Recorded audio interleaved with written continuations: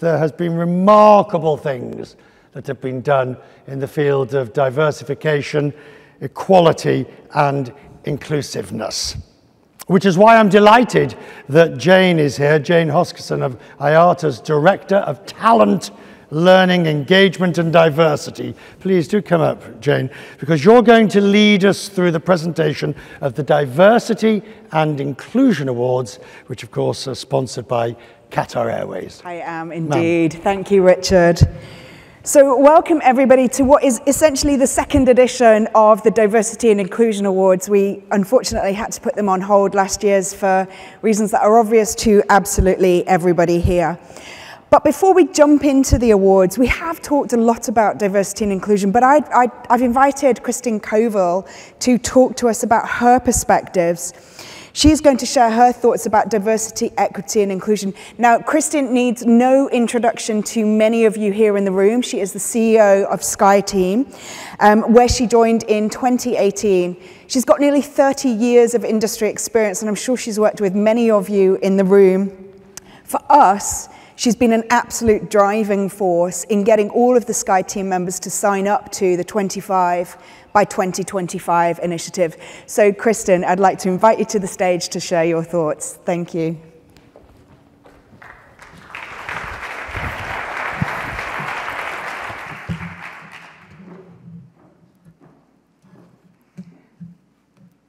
Thank you, Jane. And good morning, everyone. I'm honored to be here today, and I'm even more delighted to be here in person and not Zooming. We are here together to celebrate the achievements of the finalists and winners of this year's IATA Diversity and Inclusion Awards. Congratulations again to you all.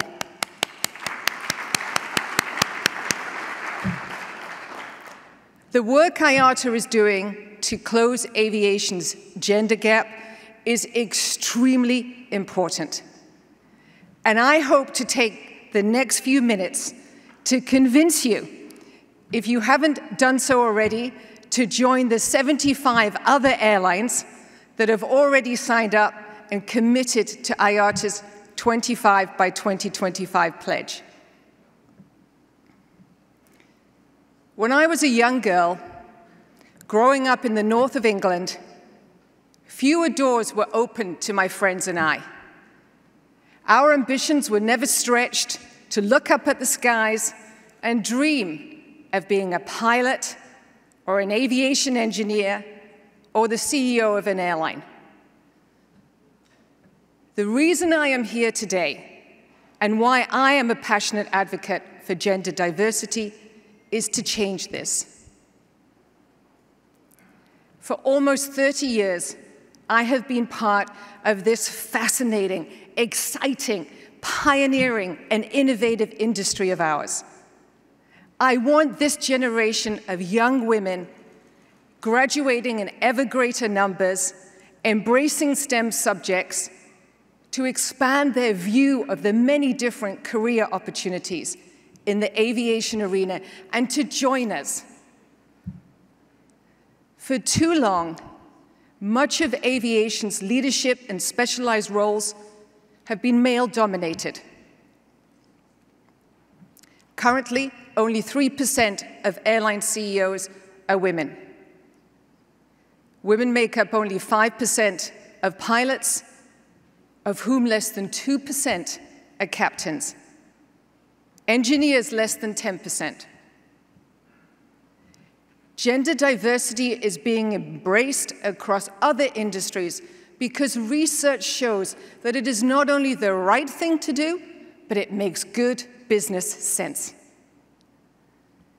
2019 research by McKinsey found companies in the top quartile for gender diversity on executive teams were 25% more likely to have above average profitability than those in the fourth quartile. It also found companies with 30% or more women in executive teams were more likely to outperform companies where this percentage was less.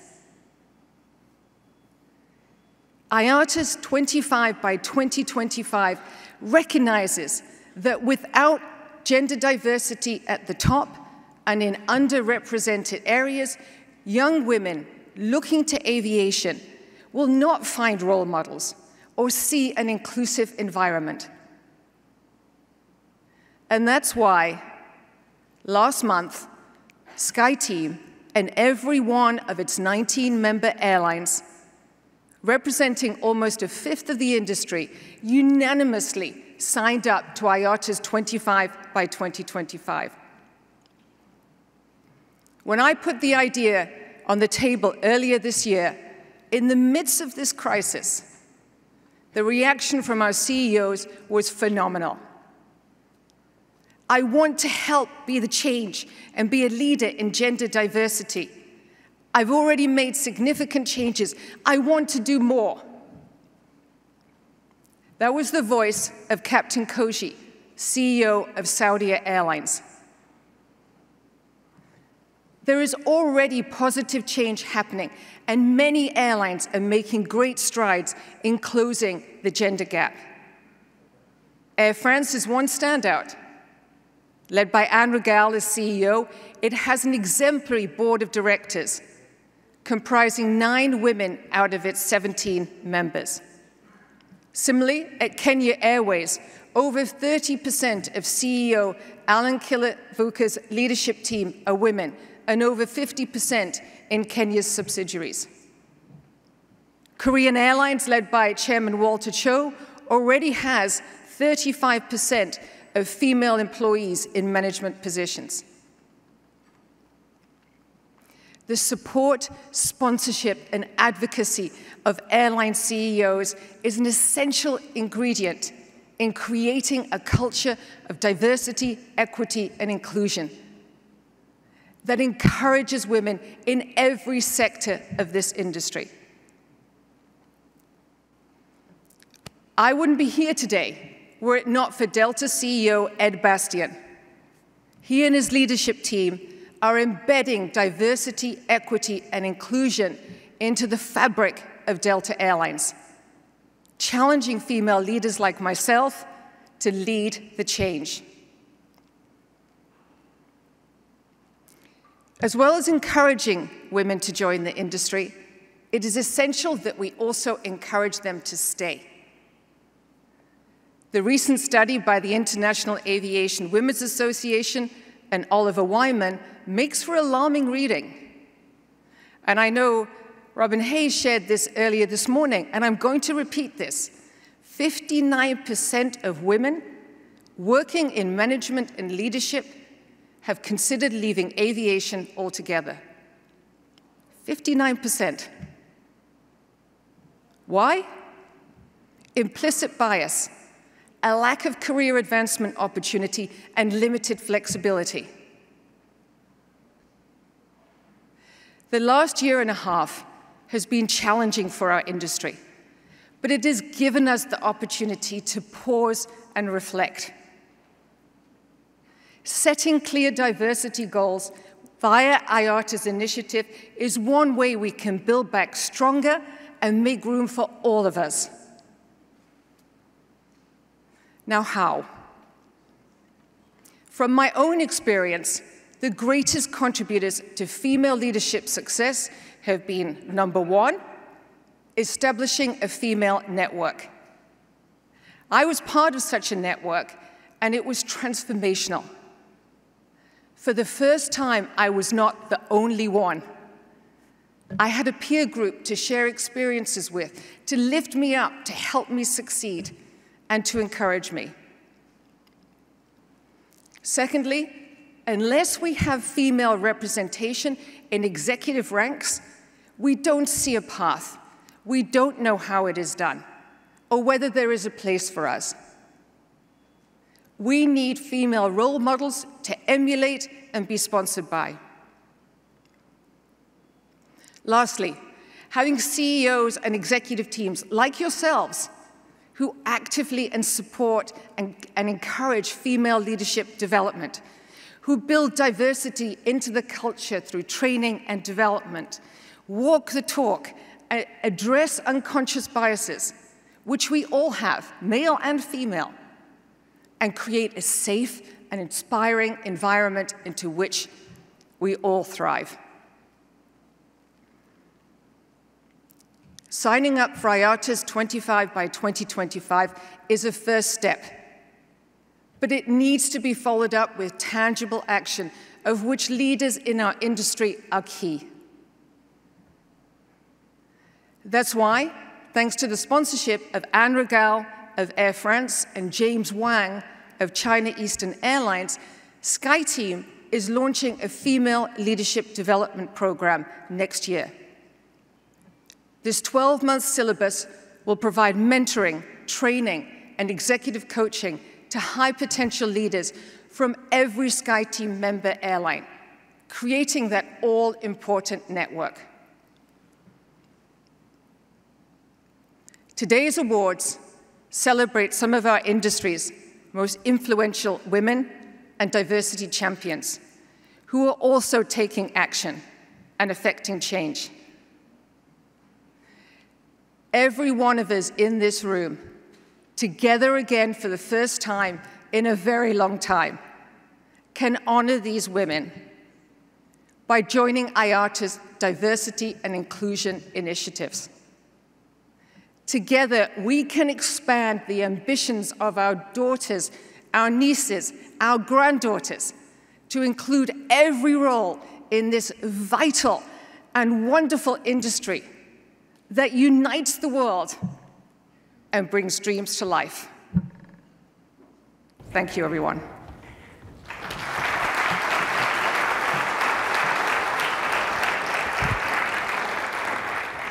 Thank you so much, Kristen, for your leadership in bringing all of the SkyTeam group into the 25 by 2025 initiative. Very much appreciated.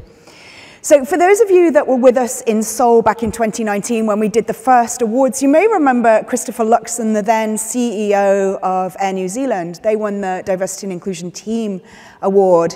He kind of threw down the gauntlet and said, we can't be here in another 5 years talking about the same things and not moving the dial forward. And so 25 by 2025 was born. Well, it was kind of born somewhere between Geneva and Seoul, because I always find that like being on a plane gives you some of your best ideas, but it was born. And within a couple of months, we had many of you, I recognize many of your faces, you were with us in Berlin at the Wings of Change event, and we signed up. And then a couple of months later, we had 50 of you that had signed up to the initiative. Well, and then you know what happened. You know how the story is. And as the challenges of the pandemic became clear, colleagues started to ask me what might happen with diversity and inclusion. Comments ranged from the very concerned, I hope we don't lose the progress that we've made as a result of the pandemic, to the really depressing, I guess we're fighting for jobs, so we don't need to focus on diversity anymore. But that's not really what happened. We know that the pandemic caused lots of discrepancies. Earlier in the year, the World Economic Forum and Oxfam published a report that said women were economically impacted by COVID more than men. And McKinsey and the Lean In organization have just recently written a report last week that said that women are burning out at a higher rate than men as a result of the pandemic because they were shouldering a lot more of the burden of care in the home and in the workplace. Suffice to say, in the past 18 months, there have been dark days and hard choices. But it's been absolutely heartening to see that rather than turning from diversity and inclusion, you've in fact leaned into it. Despite the crisis, or perhaps because of the crisis, you've redoubled your efforts. In the last 9 months, we've reinvigorated 25 by 2025. We've spoken to so many of your different teams, and you've shared the work that you've been doing to make a sustainable difference to DE&I. You've shared how you've adapted your recruiting processes to reduce bias and ensure that you have a more diverse candidate pool. We've heard how you're reaching into your minority and ethnic communities to inspire them into aviation, particularly here in the US. The murder of George Floyd prompted you to look in the mirror and ask, what more can you do? What more must you do? You've set targets to not have less than 40% of either gender on your leadership groups, leaving space for growth, but making sure that you don't get out of balance. We've seen several of you taking steps to desexualize your crew uniforms, offering your employees personal choice without compromising the exacting standards of elegance that are so important, and in doing so, making them more relatable for your diverse customer base. Despite the challenging financial situation, you've taken a look at your parental and care policies, flexible working, flexible benefits, and pay gaps, and you've redressed them, often with immediate effect. You're putting diversity at the heart of your leadership discussions, building diverse products that will appeal to the changing nature of your diverse customer base. In short, you're looking across your business to integrate DE&I into all of your activity. And it's not just the responsibility of HR, it's the responsibility of all of you as leaders. Because whilst these are great stories and we are sharing them, there's still much to do to redress the balance. And that's why role models are so important. As the saying goes, you cannot be what you cannot see. And that's why the 2021 awards have never been more important to young women in the industry. Before I share the details of the winners, I would like to extend my sincere thanks to His Excellency, Mr. Akbar Al-Bakr, and Qatar Airways for their generous sponsorship of these awards, and it is generous. Each one of our winners will receive $25,000. We'll invite His Excellency and Willie Walsh up on stage later in order to respect social distancing to take photographs. So without further ado, let me introduce our first winner. The High Flyer Award recognizes a young female aviation professional under the age of 40 who's demonstrated leadership through concrete action in favor of diversity and inclusion. We had a phenomenal list for this, and like all of the awards, it was very, very tight, and the judging panel was very difficult. And for any of you that know Karen Walker, she's with us, I think she's somewhere. She was our head judge, and she had a very, very difficult to moderate the choices. In fact, our high flyer is the first female surveyor in McLaren's Middle East and Asia region, and has made it her mission to inspire a generation into the field of aviation. She's a strong diversity and inclusion advocate and led the first ever female team of engineers as part of the Airbus Fly Your Ideas campaign. She volunteers extensively through mentoring and career counseling to inspire the next generation. Professionally, she is the youngest elected member to the Royal Aeronautical Society Advisory Council and Membership Services Board. And through her leadership in the Middle East, she has raised the membership from just 30 to 600. I'd like to welcome to the stage Lalitya Davala.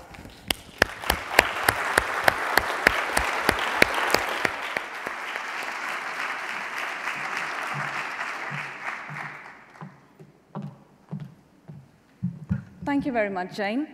A very good morning to all the eminent ladies and gentlemen here. Being 29 years old and receiving the email directly from Mr. Willie Walsh was a moment just beyond my wildest dreams. I was in tears and quite a bit of shock, really. Such is the importance of this award in my life, both from a career perspective and personally.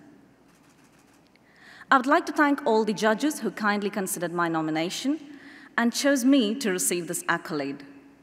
I would also like to thank His Excellency Akbar Al-Bakr and Qatar Airways for their unparalleled generosity and support.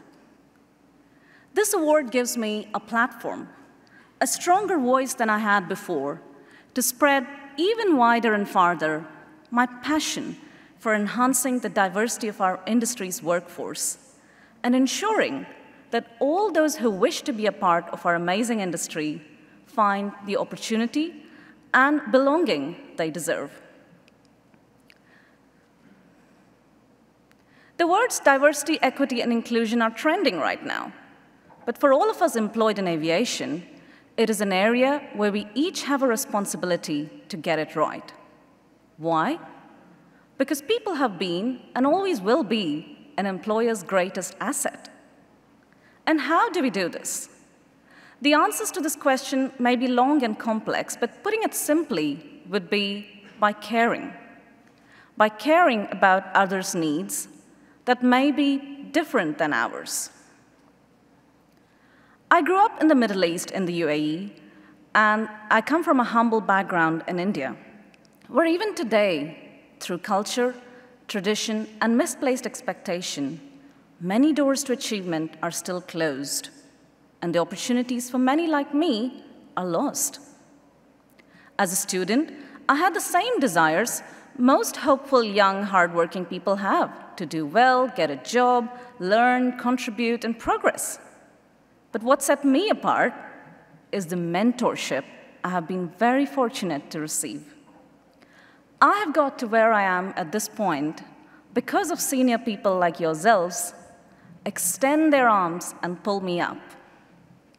Some of you in this room may know Captain Alan Steely, who had set aside time in his day to encourage my ambition of running the Royal Aeronautical Society in the UAE. I'd like to thank him for giving me the confidence that set me apart from my peers.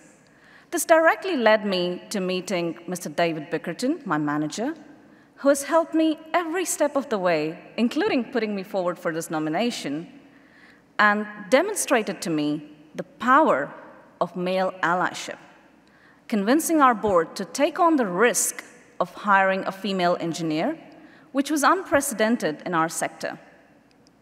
I was also very blessed in working for a company that sees into the future and the need for inclusion. I'm not sure what advice I could give to a room full of eminent industry and government leaders, so I have a request instead.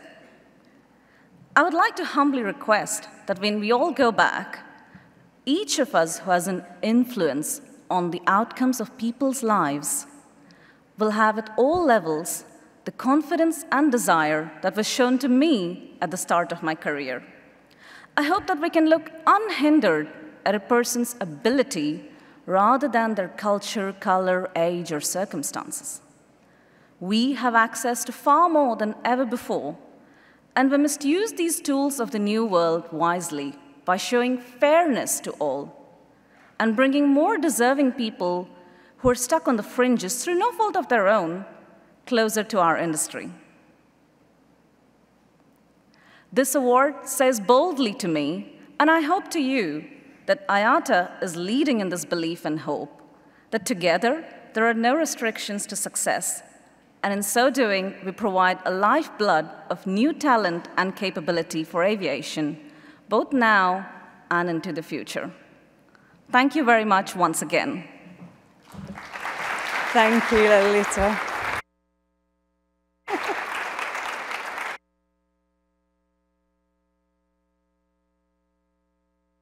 Our next award goes to the inspirational role model. So we talk about inspirational role models. I think Kristen's just given us an example of what an inspirational role model looks like. Our winner of this award began her career as a pilot, where she worked her way up to management roles. And I guess as you're looking at some of the faces of our shortlist, you're probably kind of mentally going through and thinking, because many of you know these people, who is that? Who is it that won this award? Well, she was the first female chief of flight safety and the first female accident investigator in her country. She carries out various social work activities and has been the president of the Indian Women's Pilots Association, where she continues to encourage women from all walks of life into aviation.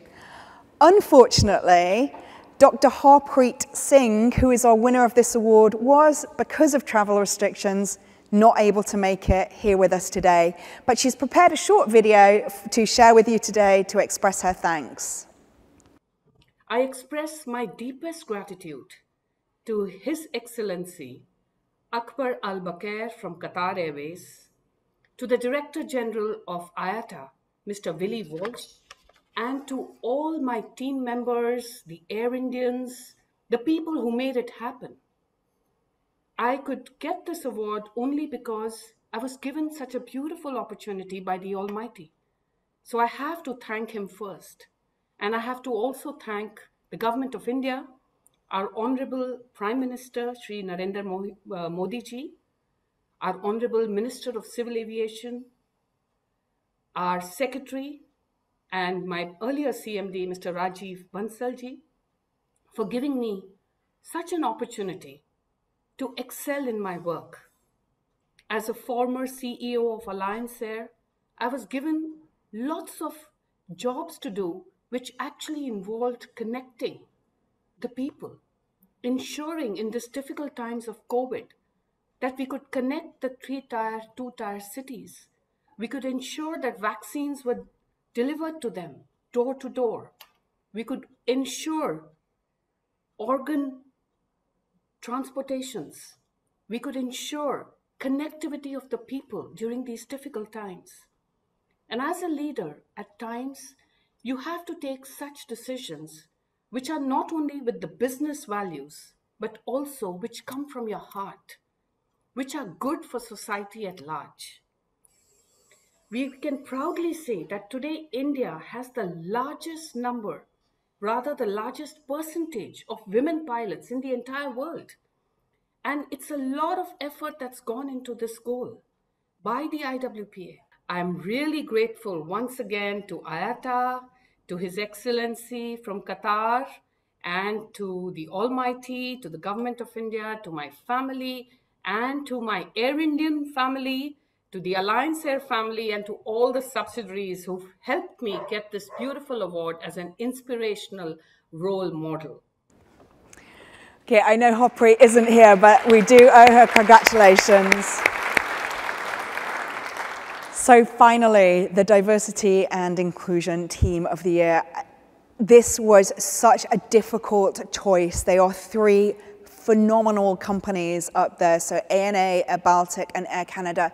And if you are interested in finding out how they are changing the dial on diversity and inclusion, speak to any one of them, because they are doing fantastic things to really change that balance, to walk the walk and make sure that diversity, equity, and inclusion is integrated truly into their business practices. As I say, it was a very difficult choice because they all bring very different things. They've all worked on slightly different things. But our winner comes from an environment where traditional social gender stereotypes still prevail. I guess that probably narrows it down a little bit for everybody. They've been proactively promoting women's advancement since 2014. They've set measurable goals to increase the number of female leaders and managers within the organization from 9.8 to 17%. Now, that's still not 25%, but they are working towards it because we speak to them on a very regular basis and they are setting that as their ambition. Other initiatives that they worked on include introducing new working practices to help employees better balance the kind of work and family and caring responsibilities that they have. In addition, they have pioneered numerous training courses, forums for women in management positions so that they can learn from each other, as well as introducing programs so that cabin crew can move into alternative careers within the airline. I'd like to invite June Tani-A to join me on stage on behalf of ANA. Congratulations.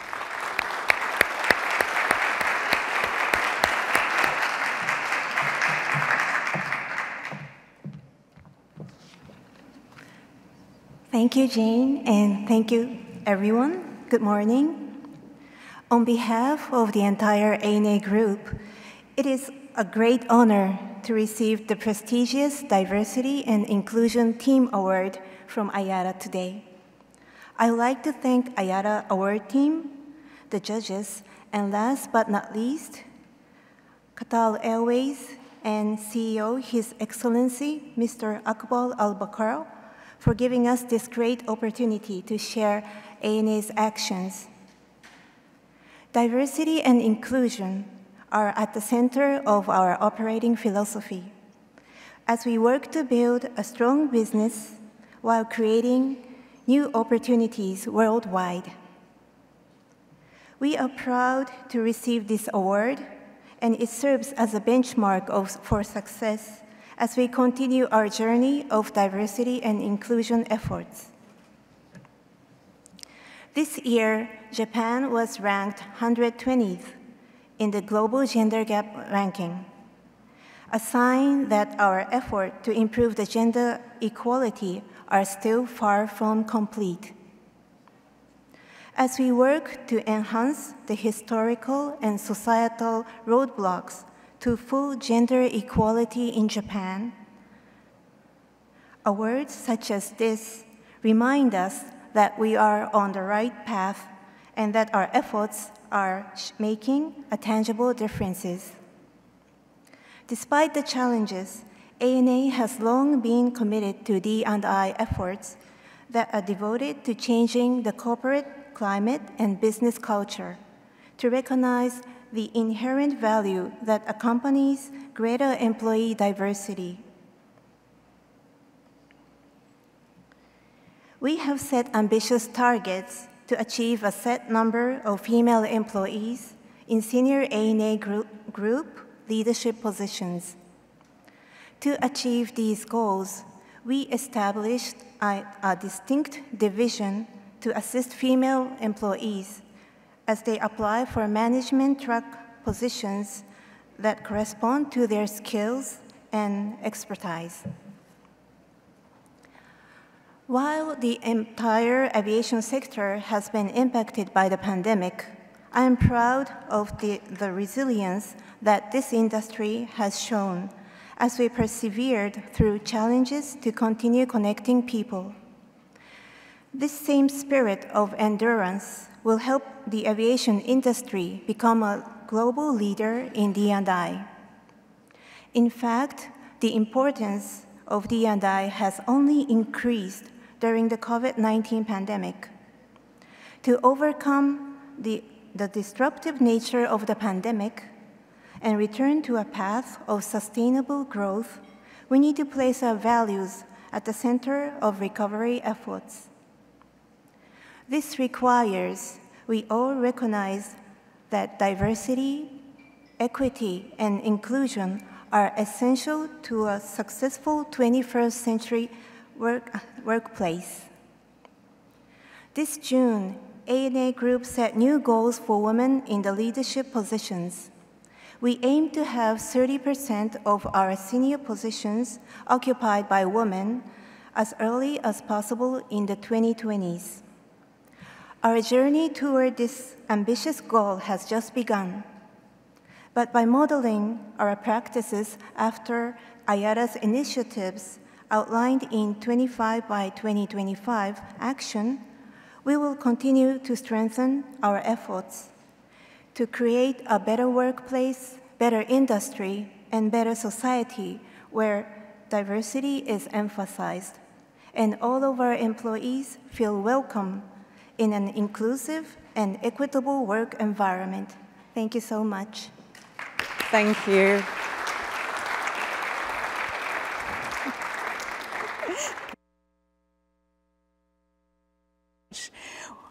I think you can see we've got very fantastic winners. Stay with us on stage because we are pretty much finished with the awards. You've heard lots of reference to 25 by 2025. I think if you haven't yet signed up, I think you know who I am. Do come and speak to me. We put our email address up there as well earlier. I'd love to see more of you join because it's a collective effort to improve on behalf of the whole industry. What I would like to do now is, as I said, these awards would not be possible if it wasn't for the fantastic sponsorship from Qatar and His Excellency Akbar Al-Bakr. So I'd like to invite you to join us on the stage so that we could take some photographs with the winners. And in fact, I'd like to ask the other winners and the rest of the ANA team and Kristin to join us on stage, as well as Mr. Willie Walsh, so that we can do some photographs. Now, as we're doing that, what I'd like you to give you some information information about is something very important, maybe even more important than 2025, and that's lunch. And so lunch is going to be available. The Chief Delegate's lunch is kindly sponsored by GE. And the delegate lunch itself will be in Avenue 24. So you are free to go and enjoy your lunch. Before you do that, what I would like us to do is once again congratulate our fantastic winners. And if you would join me in congratulating them, and then you are free to take your belongings with you and go and enjoy your lunch. Thank you so much for your time and attention.